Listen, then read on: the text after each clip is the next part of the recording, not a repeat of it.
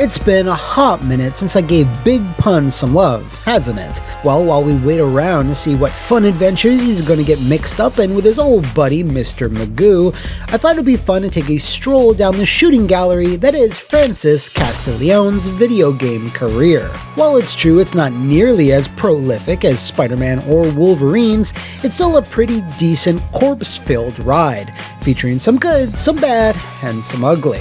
So strap on some firepower and get your scowls ready as I take a look back at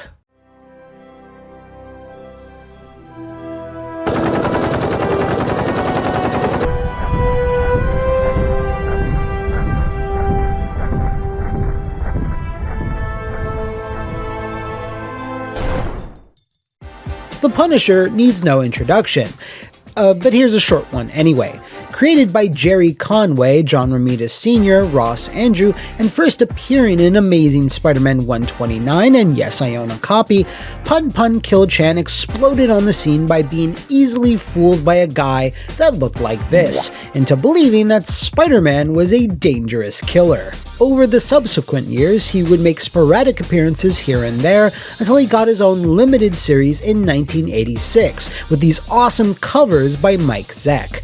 When that proved to be a success, he was then awarded his own unlimited series the following year, and really, the rest is history. Well, not the Angel of Vengeance version from 96 with the magic god Uzis. No, not that one. You could argue his mainstream comic book peak was the very early 90s, where he had not one, not two, but three ongoing series, and a few extra if you include the Armory one-shots. 1990 was a particular standout year. Not only was the first motion picture based on the character hitting cinemas, VCRs, it was also the start of Punisher mania gripping the video game industry, as 4 distinct titles on 4 different formats were released in a 12-month period, and it's here where our war will begin. 1990, The Punisher for MS-DOS. Developed by Paragon Software, it's appropriate that this is the first and most bizarre game on our hit list, as it really defies explanation. It starts with some backstory and this weird title screen before dumping you into Frank's clubhouse, where you're given a variety of options before you head out on your first mission. You can have Microchip brief you on what you'll be doing, laying out the target, the location, and any other mission parameters. These are incredibly detailed, which takes you a bit aback, because you go in assuming a Punisher video game will start off with Mission 1, Kill Crime, and not meticulously planning things out. Once you're done with Micro's brief, you can then take the battle van out for a spin in a first-person driving segment, with your destination being the address you were just given. The neighboring buildings and boroughs you drive through, though, are quite different from what you'd expect. What the hell? Where am I? Mirror's Edge Street? When Big Pun finally pulls up, it's a shutdown, with the streets being barren and empty for the most part as you wander around trying to find the specific building you need to enter. While the frame rate and screen scrolling is less than ideal, this is still really cool and ambitious to see, giving you a few city blocks to explore, which is again unexpected. The missions also have a good bit of variety, asking you to stop a sniper who's camped out on a roof, find and speak to an informant, or kill a specific target who's bunkered himself deep inside his lair. You also have a pretty big inventory at your disposal to complete these wanton acts of murder. Missions, like a variety of guns and ammo, money to pay off informants, and other mission-specific items. Once you've successfully done the deed, it's back to your treehouse, where you can repair any damage the van suffered, save your game, and sit through another one of Microchip's PowerPoint presentations. There's not really an overarching story per se, you just keep completing levels until the whole thing's over, which really doesn't take too long if you know what you're doing. Honestly, this is way more of a curiosity than a super fun, polished experience. On the positive side, Frank's face melting into the Death's Head as he takes damage is an amazing touch. Micro's briefings are unexpectedly and often hilarious. Inform believes the mule a long time. And it's just neat to see something very different. With that said, virtually every other aspect of the Punisher on DOS is a drag. You're so slow, there's no music, it's not fun or satisfying to kill things, and it's often hard to tell what's interactable and what's not. It's just a massive clunkfest. I'm still glad it exists though, because it's weird, and weird things are awesome, especially when it comes to video games. What's less weird is our next title, released the same year, which is called The Punisher, this time for the Amiga and Atari ST. Rather oddly, this was developed and published by a completely different company by the name of The Edge. The Edge? Wait, what? You mean this? Old school PC gamers, let me know what the hell The Edge was and if they made anything else. Despite it having the same name, this is a completely different beast from the DOS version, with the biggest change being Frank's complete lack of ass. I mean, look at that, I can iron my shirts on that thing. Anyway, it's a basic rail shooter, and I mean basic, as it technically doesn't contain any rails. You're given a single screen, and once you've shot all the crime, an arrow appears, which lets you suddenly swap to a new screen, so it's more chiller and less Operation Wolf. You're only given 3 levels to blast through: the alleyways, the sewers, and a building or like a penthouse, all in an effort to kill what's essentially just a bunch of Punisher stands. What? This seems to be loosely based on Frank's early comic book tussle with the Trust, an ex-military outfit run by some dude named Alaric that, like Frank, wishes to operate beyond the law. But that's his mistake, because only Frank's allowed to do that. The game even throws the Punishers, copycat lookalikes, in as bosses, so it's up to you, the one true Punisher, to slowly drag your crosshairs around and take them out. Yeah, so this probably ain't the high-speed, brutal shooting gallery most people were hoping for.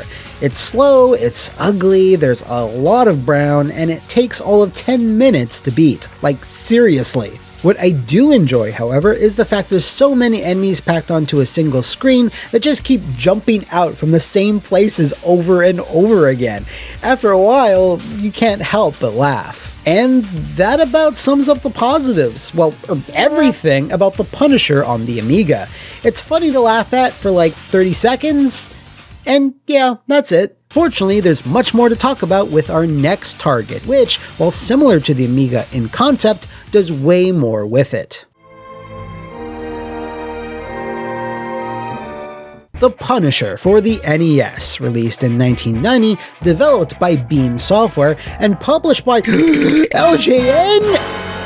Actually, no, it's fine. While it is indeed very true that LJN published a number of terrible superhero titles during their reign of terror, I wouldn't cite Punisher as one of them. In fact, Beam Software, the studio behind the game, is something of a legend in the Australian video game industry. They were responsible for a huge number of licensed titles on the NES and a bunch of other platforms throughout the 90s, but they've been around since the late 70s, so there's very few IPs they haven't touched. Hey, including Double Dragon! They also made some personal favorites of mine, like True Lies, Blades of Vengeance, various ports of Smash TV, and NBA Jam, and hell, they even made Nightshade! Nightshade! Night fucking shade! You might know them better as Chrome Studios Melbourne, which they were renamed to when they were brought under the larger Chrome umbrella in 2006.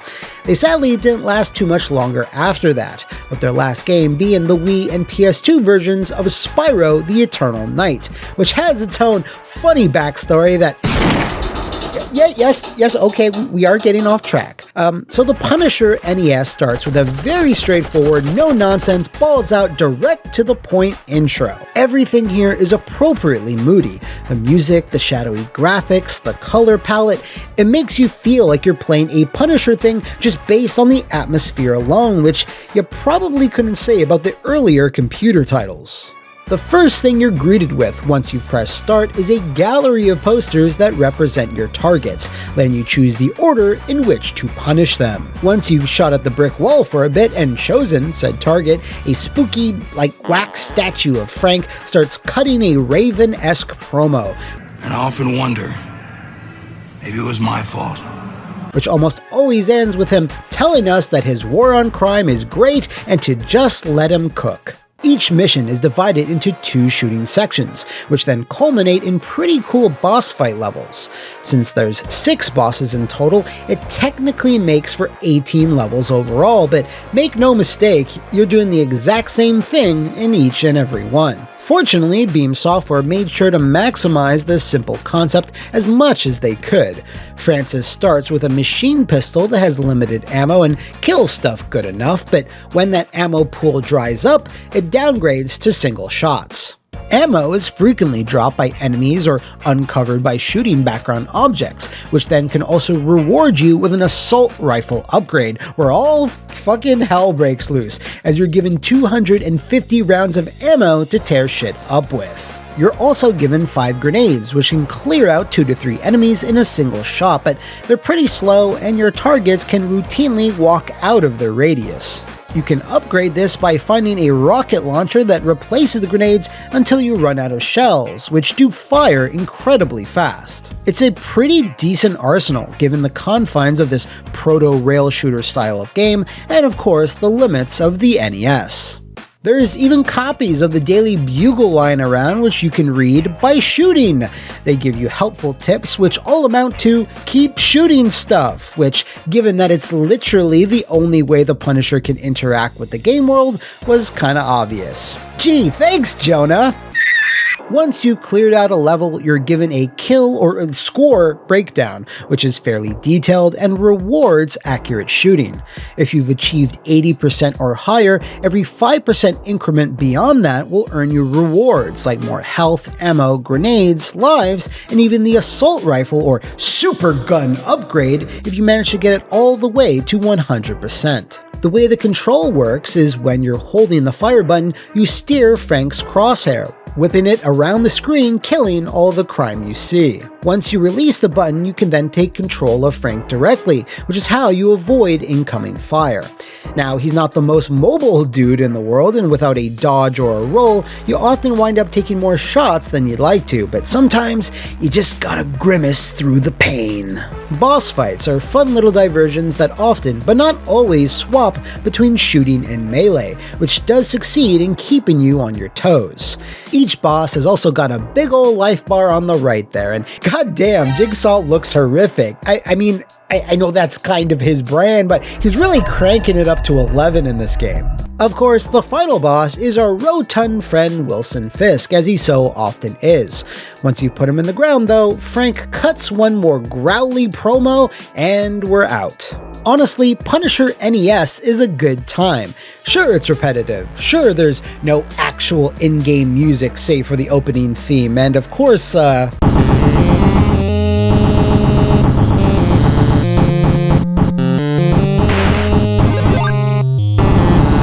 but for being one of the first games based on the character and on the NES, and being associated with LJN, it shouldn't be as fun as it is. I'd love to play a ROM hack that ups the default ammo count a little bit, implements music, and adds some extra scenery to the boss fights, as they're a little bit too empty for my liking. Anyway, Beam Software wasn't quite finished with Pun Pun yet, because they were also responsible for the Game Boy version of the same concept.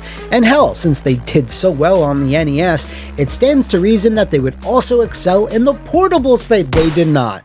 Punisher, the ultimate payback for the Game Boy, released in 1991 and published by, I think, both Acclaim and LJN, is based off the NES title, but worse for it in about every way. Now, I don't just mean the expected downgrades you typically get with all Game Boy ports, those are all here, but stuff well beyond that. If you'll turn your attention to the GB screen, you'll notice that its real estate is at a premium, so Beam Software wasn't able to squeeze Frankie's sprite in there. That means it essentially plays from the first person, which means there's no way to dodge fire, which means you take way more damage, so the game is a hell of a lot harder. In fact, you can't even see incoming bullets, which makes every enemy a hit scanner, which drains your life in seconds. Complicating matters, the GB's very limited color palette means it's actually really hard for your eyes to acclimate to shooting things for power-ups, cause nothing stands out anymore. It's just one big green and gray canvas, a problem the NES version didn't have.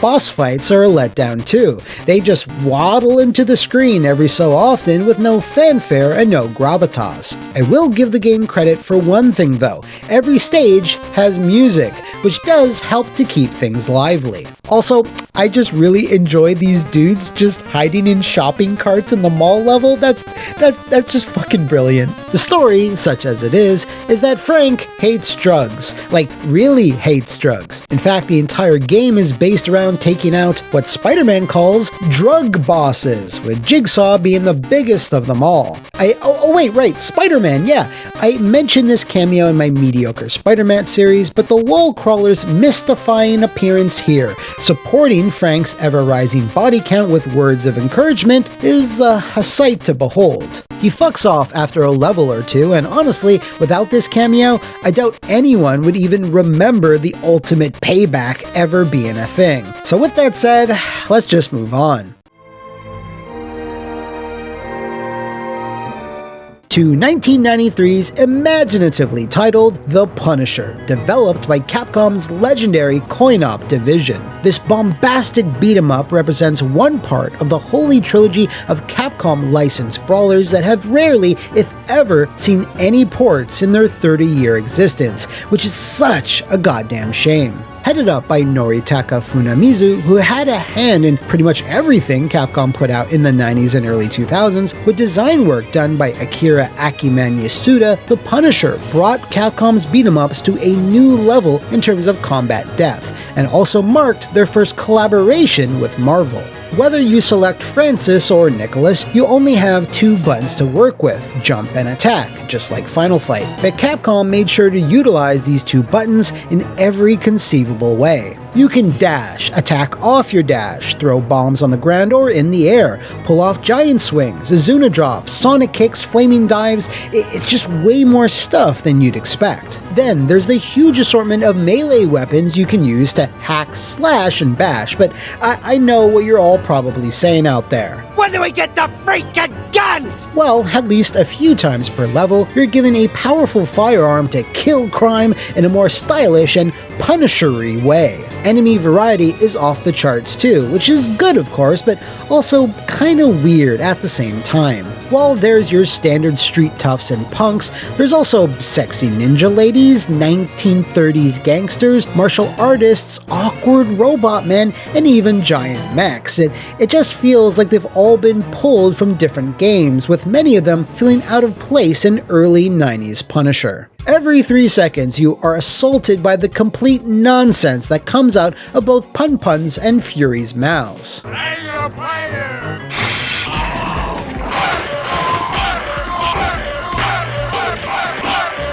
Which to me only adds to the over-the-top style the game exudes. I do have to say though, the music isn't Capcom's best. What's here is fine, but it also isn't very memorable.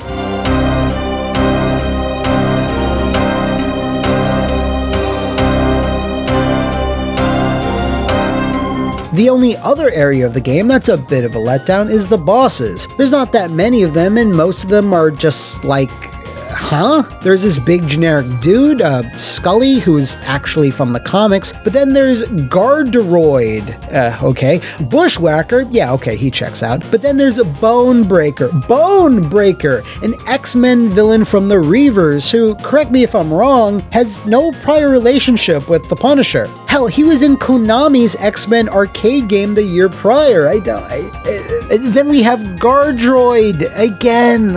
And then finally, Kingpin, which is a big shock, but at least his sprite is suitably impressive. Honestly, the only bosses I'd keep are Mr. Fisk and Mr. Bush. Why have these generic robots and Bonebreaker? I'm aware that the Punisher didn't have a lot of arch nemesis to draw from because, you know, he's the Punisher, but I think they could have included the likes of Mr. Jiggyface, Bullseye, Hitman, or Hammerhead. This is, of course, me picking some nits, because regardless, the moment-to-moment gameplay of Capcom's Punisher is so fun, so impactful, and so 90s that it supersedes everything else. So I assume that meant at least one head honcho over at Capcom knew it was too good to remain exclusive to the arcade, which is why we were given 1994's Sega Genesis port, which was not developed in-house by Capcom, but rather Sculptured Software. Much like Beam, they cut their teeth on approximately 10 billion licensed titles and ports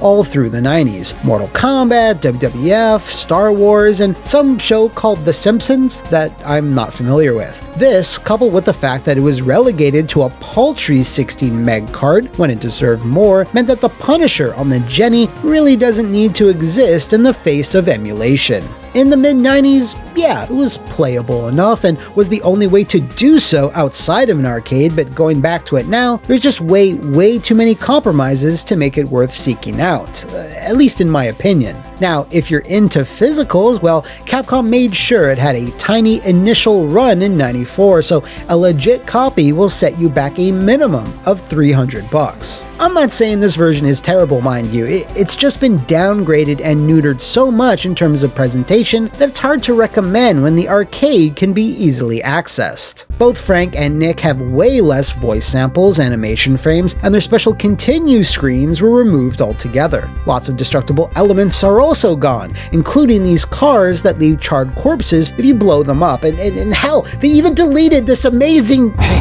it's that dog. Why? 'Cause fuck you, that's why. Blood has also been all but removed, save for a tiny dollop when using a sword, and before you ask, no, there's no code to increase it. The female ninjas have also had terrible new makeovers that are so obvious it's almost hilarious, and they even removed Nick's and Kingpin's cigar. Like, the game was already rated teen. Were these changes really that necessary? Doom Troopers was rated teen, and that's got motherfuckers exploding left, right, and center. That's all the window dressing though, so it's not exactly a deal breaker as the gameplay is mostly intact, but there are also a number of omissions. The really useful giant swing has been replaced with this less cool throw slam, which was cobbled together from existing animations. You can't dash into your sweep special anymore, the hammer and boomerang weapons were cut, you can't rebound off of walls, and Punny's sonic kick and Nick's flip special were also downgraded.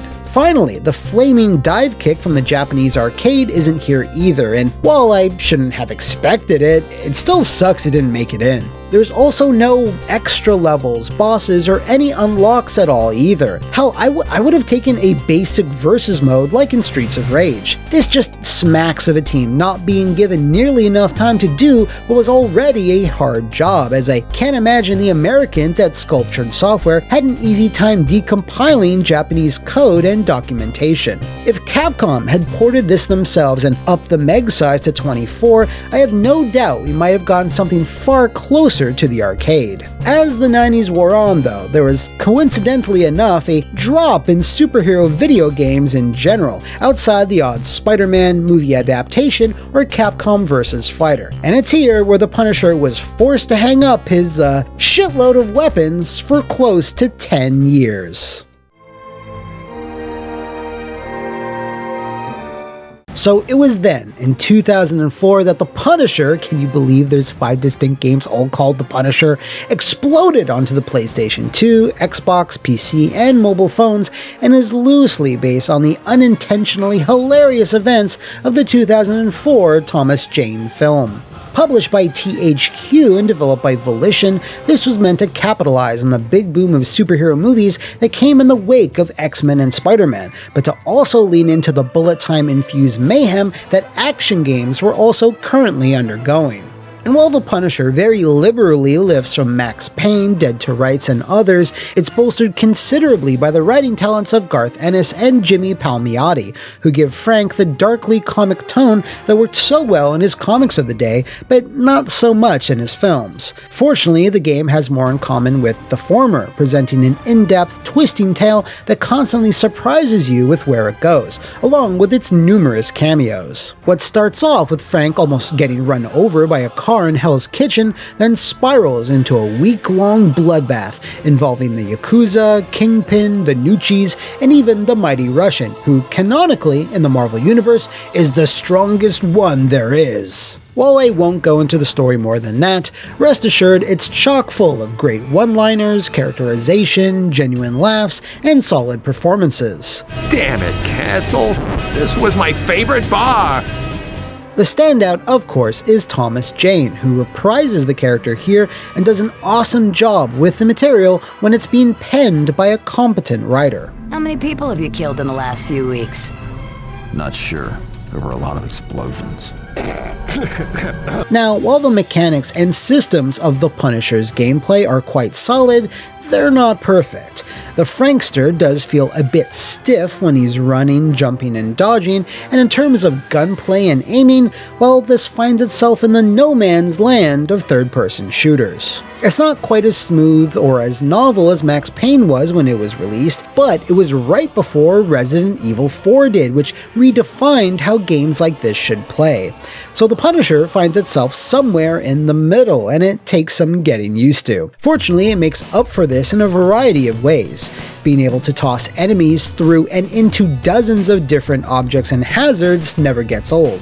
The sheer variety of guns, explosives, and executions is impressive, and it's all topped off with the bloody cherry that are the interrogations. Not sure if I really need to go into a lot of detail here, but every environment has several spots where you can intimidate a foe into giving up weapon locations, locker codes, or other miscellaneous info. Pun can also do these on the fly with a number of stock actions, but they're not nearly as elaborate. What sucks about this system is that if you kill your enemy purposefully or by accident, your score gets penalized, which is something that affects the various unlocks you can earn.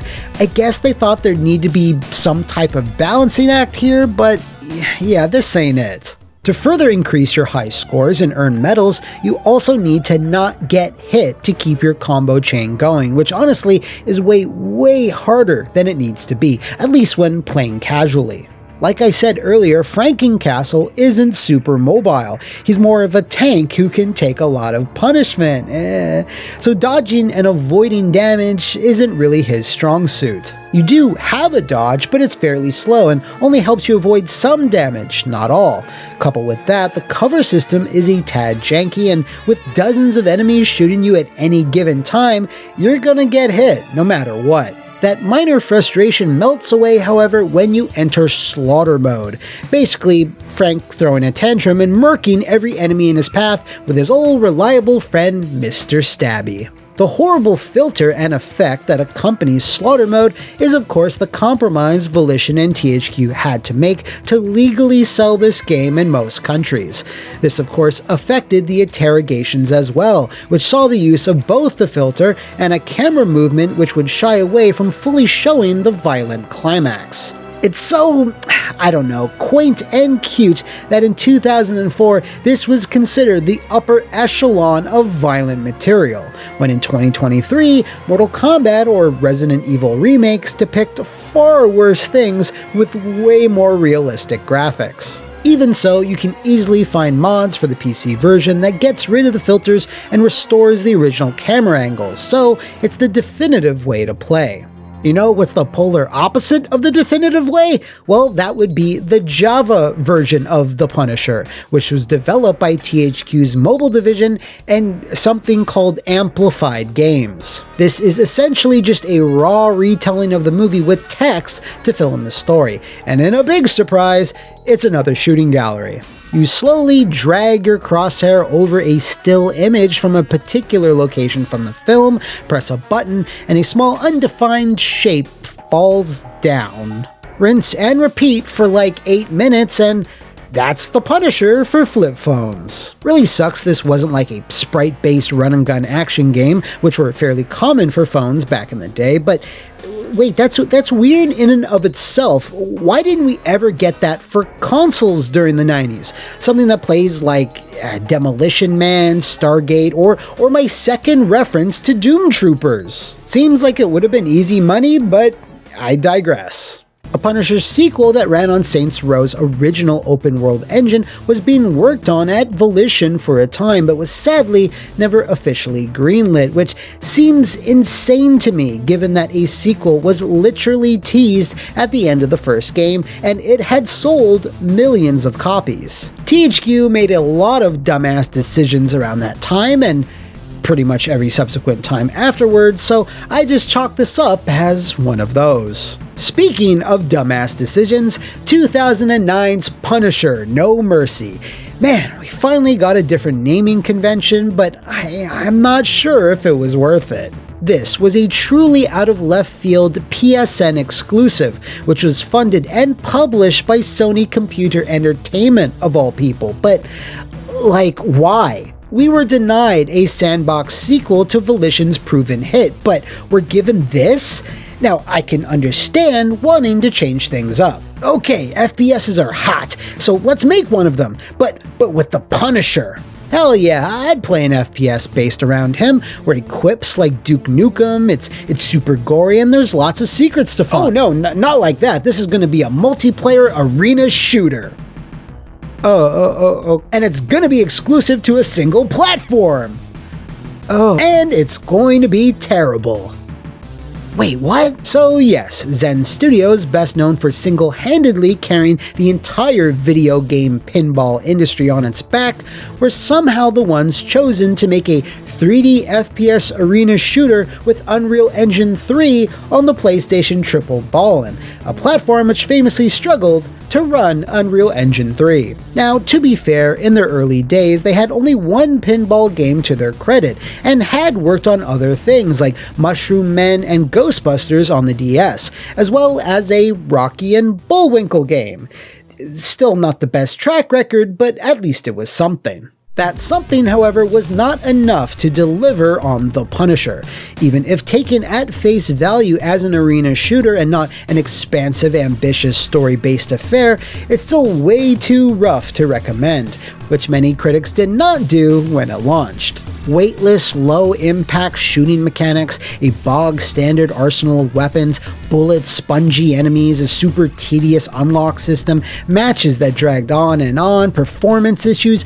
No Mercy was a rushed mess of a game right out of the gate, and it never got any better before it completely died, like, I don't know, a week after launch? It's a shame that several modern Punisher characters like Barracuda, Finn Cooley, and Jenny Cesare were wasted on this thing, but I will give Zen some credit. They did implement a single-player story mode to try and give rando matches against bots some context. There's some nifty comic book style cutscenes by Mike Deodato interwoven between each match, but it's nothing groundbreaking either. I have to assume the only reason this was even put into production was to have a video game tie-in to The Punisher Warzone, which flopped into theaters 7 months earlier. The logo is similar, and Pun Pun's default design is pretty much identical, and that kinda makes this all the more pathetic. 2 products based on a single character, and they both fared really poorly commercially and critically. This shouldn't surprise you, but The Punisher: No Mercy has long since been delisted, and making this video is the first time I've thought about it in years, which I deeply regret. Why is that? Well, it was the last standalone Punisher game ever made, and oof, what a one to go out on. I am nothing if not thorough, however, because Big Pun has shown up in a number of other titles throughout the years, so as a fun bonus or whatever, here's his rap sheet of other in-game appearances. 2009, Marvel's Superhero Squad. Yes, Superhero Squad allowed you to play as Chibi Frank Castle. It is a damn shame they couldn't sneak this great moment into the game somehow. I'm out here to keep those stinking sprouts off the mac and cheese. Keep them from leaving the store in the first place. 2013, Marvel Heroes. Remember this thing that had a What Happened as Hell development history? Yeah, Frank was playable here, but by the time I finally decided to boot the game up after buying it on console, I couldn't play it anymore. Thanks! 2014, Lego Marvel Superheroes. Friggin' everyone was selectable here, so it shouldn't be a surprise that Frank also was. Really cool that he was voiced by Robin Atkins Downs when he originally played a bunch of criminals and goons in the Volition game 10 years previous. But they're necessary to protect the innocent and cut down traffic congestion. Then there's the mobile stuff, which I don't really fuck with. He's in Marvel Contest of Champions and Future Fight, which is funny. Yeah, let's go with funny, because, you know, gotta make sure that the super violent anti-hero is in all the mainstream mobile stuff, but not in a single Capcom versus game, or like, I don't know, in the dark and brooding Arena Fighter. Nope, not a good fit. Marvel Puzzle Quest? What was this again? I remember seeing adverts for this for like years, but I never tried it. Is it still a thing? Anyway, it's pretty hilarious / tragic that Frank's one-man war against crime and injustice, survivor's guilt, and PTSD was watered down into pushing colored gems around a screen and driving hapless people to real-world bankruptcy. Next up, something called Marvel Avengers Alliance, a social network game, whatever that is. Is this still in operation? I haven't logged into Facebook in like 8 years. Pun then followed that up by appearing in Marvel Avengers Academy, which I think is something different. Wait, he was voiced by James Arnold Taylor in this? Let's make him pay. Let's finish it. Man, crazy to think you can hire the same person to play both SpiderMan and Killman, but that just proves how talented Mr. Taylor is. Then, in 2019, Frankie was added to Ultimate Alliance 3: The Black Order, and specifically via the Marvel Knights DLC pack. But it's crazy to think he wasn't in the first 2 Ultimate Alliances, so I'm really happy he finally made it in here. This also marks the last brand new game where Punny is a selectable character. In terms of cameos, well, there's his famous one in 2000's Neversoft Spider-Man. That moment is quickly swept aside, however, by this iconic scene right here. Punisher, do you have any threes? Go fish! Mwah! His shirt, just his shirt, was shown in the opening cinematic of Marvel Nemesis, and was subsequently never mentioned again, which was a real slap in the face if you ask me. He also managed to squeak in an appearance as a zombie in Frank West's ending in Marvel 3, gee thanks, and also got a costume in there, I think? And that's pretty much it. Before we close the War Journal for today though, there is one last video game appearance I gotta give shoutouts to. In the late 90s, one of the few pockets of the Marvel Universe that wasn't tied up with another publisher was Marvel 2099, which was optioned by our good friends, the developers of Steel Harbinger, Mindscape. Planned for the PC and the PlayStation, this was going to be a sprite-based action game where you could select from a number of futuristic heroes, including the always awesome Spider-Man 2099, the less awesome Punisher 2099, and the least awesome of all, Hulk 2099. It was going to look a lot like Killer Instinct, or wait, no, scratch that. It was going to look a lot like Iron Man and Exo Manowar, with you blasting through a story based on the One Nation Under Doom comic plotline. In fact, that was going to be the name, Marvel 2099 One Nation Under Doom, but was very sadly cancelled when Mindscape was hit with layoffs in 1996 and some of the staff were diverted to Prince of Persia 3D. Great job, guys! It didn't get very far, less than 50% completed, before Mindscape pulled the plug, and I'm super salty about this. I would have loved to play One Nation Under Doom because it's the perfect distillation of the late 90s. Marvel's on the verge of going out of business. It's based on the 2099 universe and it has 3D rendered sprites. It's just perfect. Everything, down to the last minute details. And that concludes the Punisher's bloody video game history. I strongly believe the character will appear again in another game down the line, although I had assumed he was going to pop up in Midnight Suns for you to be able to romance, and who knows, maybe he still will. I don't know about all y'all, but I'm pretty sure I can change him and make him forget all about his family. If you know of any other characters or franchises with a rich and robust video game history, let me know in the comments below or enter the war zone that is my Twitter. Thanks again for watching, and until then, the war still rages.